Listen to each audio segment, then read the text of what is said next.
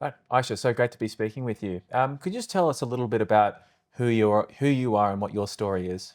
Oh, wow. Okay, that's a big question. So I am, in a nutshell, a Cape Malay ex-Muslim. I was born in South Africa.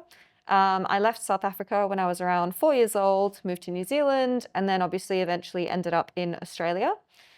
I come from a family that, when I was younger, was, I guess you could say, more of a liberal Muslim family, very laid back in a lot of ways.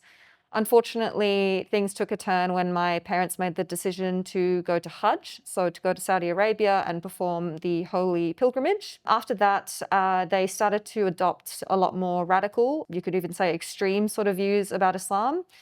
And that fundamentally changed the way that our household operated. All of the things that I'd grown up with, being used to, watching, certain soap operas with my mum were suddenly this terrible thing that you were not allowed to do anymore. So that's my family in a nutshell. I told my family that I had left Islam not that long ago, probably about 4 or 5 years ago.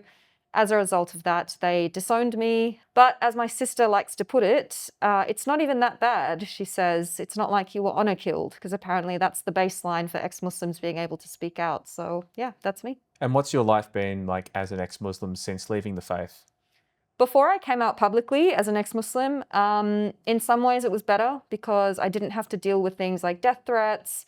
No one aside from my little community knew that I left Islam. And so I probably felt a lot safer back then, but also a lot more isolated. I wasn't connected with people that had been through the sort of things that I'd experienced. And when I made the decision to go public with my apostasy, my life turned upside down. I didn't expect to get the attention online that I ended up receiving. I was just some random person sharing their life story.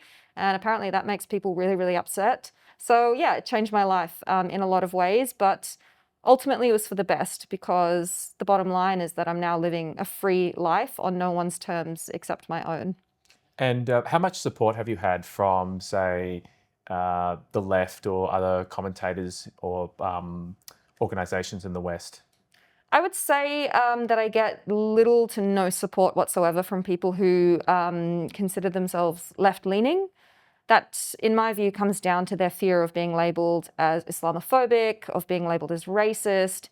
And what I tend to find is that the left, who claim to be in support of minorities like myself, do not actually value or care about our lived experience when it doesn't suit their narrative. It's it's quite a hard thing to hear. And if you were to maybe have a message for the left, to the people who are supposed to be supporting you, what would it be? Listen to us. I think we're at the point where we just need people to listen, and we need them to listen with an open mind. We need them to listen in a way where they're not doing it from a pedestal, looking down on us, condescending to us, and trying to tell us what our experience was like. We just want people to listen.